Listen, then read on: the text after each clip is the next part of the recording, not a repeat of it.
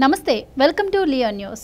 అధికారంలో ఉన్న ప్రభుత్వాలకు ఫోన్ ట్యాపింగ్ చేయటం ఇప్పుడు ఫ్యాషన్గా మారింది. 1885 టెలిగ్రాఫ్ యాక్ట్ ప్రకారం ఇది చట్ట విరుద్ధము అని తెలిసినా కూడా అధికార దుర్వినియోగానికి పాల్పడుతూ ఉన్నాయి.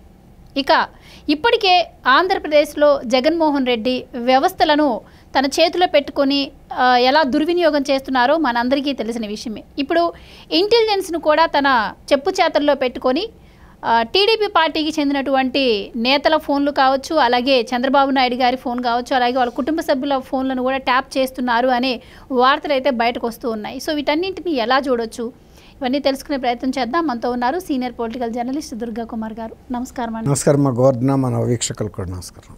సో జగన్మోహన్ రెడ్డి పదే పదే చెప్పే మాట ఏంటి అంటే మాది విశ్వసనీయత గల పార్టీ అని.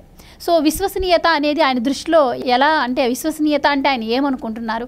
ఇట్లా ఇప్పుడు మనం తెలంగాణలో చూసాం, ఫోన్ ట్యాపింగ్ అంశం ఎంత షేక్ చేస్తుందో రాష్ట్రం మొత్తాన్ని. ఇప్పుడు ఏపీలో కూడా అదే వినిపిస్తూ ఉంది. సో ఇట్లా అధికార పార్టీ ప్రతిపక్ష పార్టీల ఫోన్లను ట్యాప్ చేయడం ఇది ఎంతవరకు కరెక్ట్ అంటారు? దీన్ని ఎలా చూడొచ్చు అంటారు? ఎంతవరకు కరెక్ట్ కాదమ్మా. వాళ్ళు అధికారం ఉంది కదా అని పూర్తిగా దుర్వినియోగం చేసి, అంటే ప్రతిపక్షాల వాళ్ళని ఉనికి లేకుండా చేయటం కోసం వాళ్ళు ఎవరితో ఏం మాట్లాడుతున్నారు, వాళ్ళు ఏమేమి కార్యక్రమాలు చేపడుతున్నారు, వాళ్ళ వ్యూహాలు ఏంటి, అట్లా వాళ్ళకి సంబంధించిన ప్రతి అంశాన్ని ముందుగానే వీళ్ళు విని దానికి ప్రత్యామ్నాయంగా వాళ్ళ వ్యూహాలను దెబ్బకొట్టి పార్టీ ఉనికి లేకుండా చేయాలనే ఒక దురుద్దేశంతో చేసే కార్యక్రమే ఫోన్ ట్యాపింగ్. మీరు ఇందాక అన్నట్టు 1885 ఇండియన్ టెలిగ్రాఫే కాదు, కాన్స్టిట్యూషనల్గా ఇచ్చిన ఫండమెంటల్ రైట్స్కి అంటే ప్రాథమిక హక్కులకి కూడా చాలా భిన్నమైందనమాట. వాక్ స్వాతంత్రం అనేది రాజ్యాంగం ఇచ్చిన హక్కు. ఏ ప్రభుత్వం కూడా దాన్ని తీసివేయజాలదు. రాష్ట్ర ప్రభుత్వం కానీ కేంద్ర ప్రభుత్వం కానీ ఎంత చిన్న సామాన్య పౌరుడికి కూడా ఆ హక్కుని అసలు అడ్డంకి పెట్టడానికే వీల్లేదు. అటువంటి హక్కుని కూడా వీళ్ళు ఫండమెంటల్ రైట్స్ని కూడా ఉల్లంఘిస్తున్నారు ఇక్కడ. కాబట్టి టెలిగ్రాఫ్ చట్టాలు కానీ లేకపోతే ఎన్నికల ప్రాతినిధ్య చట్టాలు వీటన్నిటికన్నా కూడా ఈ ప్రాథమిక హక్కుల్ని ఉల్లంఘించడం అనేది క్షమించరాని నేరం. ఏ కోర్టుకు వెళ్ళినా కూడా, సుప్రీంకోర్టు అయినా సరే అపోల్డ్ చేస్తుంది ఫస్ట్. అందులోనూ గవర్నమెంట్లో ఉండి ఇలా దుర్వినియోగం చేయాల్సిన అవసరం వాళ్ళకి లేదు. ఇప్పుడు నిన్ను పరిపాలించమని పెట్టారు కానీ ఎవరో ఫోన్లు మాట్లాడుకుంటే వాళ్ళ వ్యక్తిగత వాక్ స్వాతంత్రానికి ఆటంకం కలిగించమని పెట్టలేదు. తర్వాత అది కూడా ఈ విధమైన ఇజ్రాయెల్ నుంచి పెగాసన్ సాఫ్ట్వేర్ తీసుకొచ్చి ఈ ప్రత్యర్థులకు సంబంధించిన టెలిఫోన్ ట్యాపింగ్లు చేయటం అనేది అది చాలా అంటే ఎవరైతే చేస్తున్నారో ఆ ప్రభుత్వానికి తన మీద తనకి నమ్మకం లేదు. ఆ ముఖ్యమంత్రికి తను పదవికి ఎసరు వస్తుందనే ఒక అపనమ్మకం, అధైర్యంతో ఇట్లాంటి పనులు చేస్తూ ఉంటారు ఎవరు చేసినా కూడా. ఇవి తెలంగాణ ప్రభుత్వం చేసినా, గతంలో రామకృష్ణ హెగ్డే గారి టైంలో 70s కర్ణాటకలో చేసినా, ఇందిరాగాంధీ చేసినా ఎవరైనా సరే దానికి మూల్యం చెల్లించారు. ఇప్పుడు ఆంధ్రప్రదేశ్లో ఎప్పుడైతే తెలంగాణలో ఈ ఫోన్ ట్యాపింగ్ వ్యవహారం బయటపడిందో ఆంధ్రప్రదేశ్ పోలీసుల గుండెల్లో కూడా బుల్లెట్లు దిగినాయి. ఎందుకంటే వాళ్ళు చేసిన పని వాళ్ళకి తెలుసు. రేపు ఎలక్షన్ వచ్చేస్తుంది, జగన్మోహన్ రెడ్డి ప్రభుత్వానికి వ్యతిరేకంగా ప్రజలు నిర్ణయానికి వచ్చారనేది వాళ్ళకి ఇంటెలిజెన్స్ ద్వారా వాళ్ళకి రిపోర్ట్స్ ఉన్నాయి. సార్, ఇక్కడ ఒక డౌట్. ఇప్పుడు ప్రభుత్వాలు చేసే పనులకి ఇప్పుడు అధికారులు బలవాల్సిన పరిస్థితి మనం చూస్తూ ఉన్నాం. ఫోన్ ట్యాపింగ్ అంశం ఏదైతే ఉందో దీనిలో కూడా ఇప్పుడు ఎవరైతే ఆ వ్యవస్థలోని ఆ శాఖలోని ఉద్యోగులు బలయ్యే అవకాశమే ఎక్కువగా ఉంటుంది. దీని వెనక ఎవరైతే ఉన్నారో వాళ్ళకైతే శిక్షలు పడే పరిస్థితి అయితే మనం చూడట్లేదు. అందువల్లే ఇది విచ్చలవిడిగా జరుగుతుందని అనుకోవచ్చా? నువ్వు అడిగింది కరెక్ట్ అమ్మా. వాళ్ళు అధికారంలో ఉన్న వ్యక్తులు ఏదైనా చేయమంటారు, కానీ వాళ్ళు ఉండేదే 5 సంవత్సరాల పాటు. ఒక్కోసారి 5 సంవత్సరాలు ఉంటారన్న గ్యారంటీ కూడా లేదు. ఒక్కోసారి ముఖ్యమంత్రులు మధ్యంతరంగా కూడా దిగెళ్ళిపోయిన సందర్భాలు, ప్రభుత్వాలు కూలిపోయిన సందర్భాలు అనేకం చూసాం. కాబట్టి ఎవరైతే ఒక పర్మనెంట్ శాశ్వత యంత్రాంగంలో ఉంటారు ఉద్యోగులు, వాళ్ళు ఐపీఎస్లు కానీ ఐఏఎస్లు కానీ క్యాడర్ కాని వ్యక్తులైనా సరే, డిఎస్పీలు కానీ ఏసీపీలు కానీ వీళ్ళందరూ కూడా పోలీస్ యంత్రాంగంలో కానీ అధికార యంత్రాంగంలో కానీ వాళ్ళు పర్మనెంట్గా కంటిన్యూ అవుతారు. కాబట్టి ఈ అధికారంలో ఉన్న ముఖ్యమంత్రి ఏది చేయమంటే అది చేస్తే, ఇవాళ ఆంధ్రప్రదేశే తీసుకుందాం, తెలంగాణ వదిలిపెట్టేసేయండి.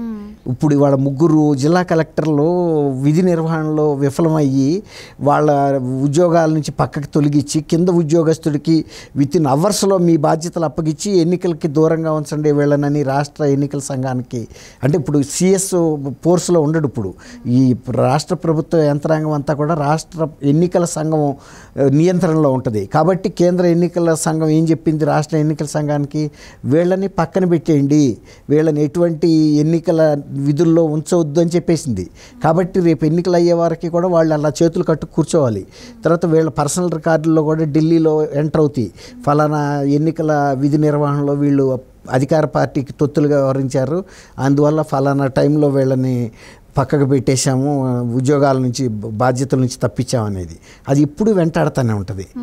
అది ప్రమోషన్లో వెంటాడుతుంది, తర్వాత కీలక పదవులు ఇవ్వటంలో వెంటాడుతుంది. అధికారంలో ఉన్న వ్యక్తులు కనుక ఆదేశాల ప్రకారం వీళ్ళు చేస్తే మరి ఇది వీళ్ళకి చుట్టుకుంటుందా అంటే, మరి నిన్న 5 ఎస్పీలని పక్కకు తీశారు కదా, తర్వాత ఒక ఐజీని పక్కకు తీశారు కదా.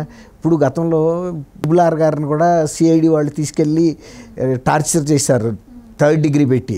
ఇప్పుడు జగన్మోహన్ రెడ్డి గారు ఉన్నంతవరకు ఆ కేసును తీయిపోయినా రేపు ఇంకో ప్రభుత్వం వచ్చినప్పుడు మొత్తం ఈ కేసును బయటకు తీస్తారు కదా. ఇవన్నీ కూడా ఆయన ట్రీట్మెంట్ తీసుకున్న దాన్ని కూడా అప్పుడు నివేదికలు ఇప్పించారు. ఇప్పుడు ఆ డాక్టర్స్ని కానీ ఎట్లా వదులుతారు? తర్వాత ఇక్కడ ఆర్మీ హాస్పిటల్కి తీసుకొచ్చారు, అదే ఇంజురీస్ మీద వీళ్ళు డిఫరెంట్ ఒపీనియన్ ఇచ్చారు. ఆర్మీ ఆఫీసర్స్ హాస్పిటల్ ఇచ్చిన ఒపీనియన్ ప్రివేల్ అవుతుందా, లేకపోతే గుంటూరు జనరల్ హాస్పిటల్ ఇచ్చిన ఒపీనియన్ ప్రివేల్ అవుతుందా?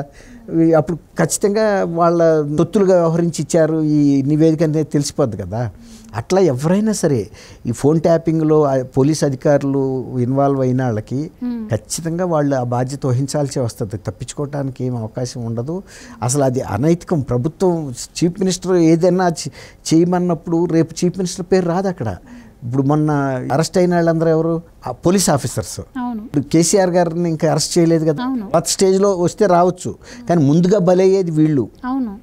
అది అనేది. అట్లాగే రేపు ఆ సిఐడి డైరెక్టర్గా వ్యవహరించిన వ్యక్తిని ఆ రోజు ఆ పిక్చర్లోకి రాక తప్పదు. ఈయన జగన్మోహన్ రెడ్డి ఉన్నంతకాలం కాపాడుతాడు, ఎందుకంటే ఆయన ఆదేశాల ప్రకారం వీళ్ళు చేశారు కాబట్టి. అంటే ఇక్కడ ఈ ఫోన్ ట్యాపింగ్ ఏదైతే ఉందో ఇది అంటే ప్రత్యర్థి పార్టీల గోప్యతను హరించినట్టే అవుతుంది. అది వాళ్ళ విజయావకాశాల మీద కూడా దెబ్బపడవచ్చు. సో ఇప్పుడు అదృష్టవశాత్తు ప్రత్యర్థి పార్టీ గెలిచిందంటే ఓకే, లేదు అంటే మళ్ళీ ఉన్న పార్టీనే మళ్ళీ గెలిస్తే అసలు ఇది ఎంత దూరం వెళ్ళే అవకాశం ఉంటుంది? అసలు ఇది ప్రజల మీద ఎంత మేర ఎఫెక్ట్ చూపించే అవకాశం ఉంటుందంటారు? ఇక ఉన్న పార్టీ గెలిచిందనుకోండి మీరు అన్నట్టు, ఇక ఇదే కంటిన్యూ అవుతుంది, ఇక అది బయటికి రాదు, జరుగుతూనే ఉంటుంది. ఇంకోటి ఏంటంటే ప్రతిపక్షాలు కూడా ఎవరైనా ఒకసారి ఫోన్ ట్యాపింగ్లోకి ఈ ఇష్యూ వెళ్తుంది అన్నప్పుడు వాళ్ళు ఈ ఫోన్ ట్యాపింగ్కి విరుగుడుగా ఏదైనా ప్రత్యామ్నాయ మార్గాలు ఎన్నుకుంటారు. అట్లాంటప్పుడు వాళ్ళు ఫ్రీక్వెంట్గా ఫోన్ నెంబర్స్, ఇప్పుడు కవిత గారు కూడా మొన్న అంతకుముందు ఈడీ కేసులో చాలా ఫోన్ మార్చుకున్నదని వచ్చింది కదా, అట్లాగే ఇక తప్పదు. ఇప్పుడు మనకి అక్కడ మన మీద దాడి చేయడానికి ప్రయత్నిస్తున్నారు అన్నప్పుడు మనం తప్పించుకోవడానికి ఎన్ని అవకాశాలు ఉంటాయో అన్ని అవకాశాలు ఉపయోగించుకుంటాం తప్ప వెళ్ళి వాడికి దాడికి గురి కాం కదా. అట్లాగే వీళ్ళు కూడా ఇక ప్రతిపక్ష నాయకులు ఫ్రీక్వెంట్గా ఫోన్ మార్చుకుంటారు. సపోజ్ ఇప్పుడు ఇక్కడి నుంచి మాట్లాడాలి, నా ఫోన్ నుంచి బదులు నేను ఒక లీటర్ అయితే నీ దగ్గర నుంచి మాట్లాడతాను నీ ఫోన్లో. అట్లా ఉన్నంతవరకు ఇప్పుడు మొన్న భారతి గారు కానీ జగన్ గారు కానీ కడప నుంచి పులివెందుల నుంచి వివేకానంద రెడ్డి గారి హత్యకు సంబంధించిన వార్తలన్నీ కూడా వాళ్ళ పర్సనల్ అసిస్టెంట్ ఫోన్ల ద్వారా తీసుకున్నారు తప్ప వాళ్ళ డైరెక్ట్గా అవినాష్ రెడ్డి వాళ్ళకి ఫోన్ చేయలేదుగా. అవినాష్ రెడ్డి వాళ్ళకి చేయలే. ఎవరైతే వాళ్ళ పర్సనల్ అసిస్టెంట్ ఫోన్ నెంబర్లు ఆ పేరు మీద ఉంటాయో ఆ ఫోన్లకు చేస్తారు. అట్లా ఎవరి జాగ్రత్తలు వాళ్ళు ఉంటారు. ఇప్పుడు జగన్మోహన్ రెడ్డి భారతి గారు ఎట్లా ఉన్నారో ప్రతిపక్ష నాయకులు కూడా వీళ్ళున్న తర్వాత తప్పించుకునే ప్రయత్నం చేస్తారు.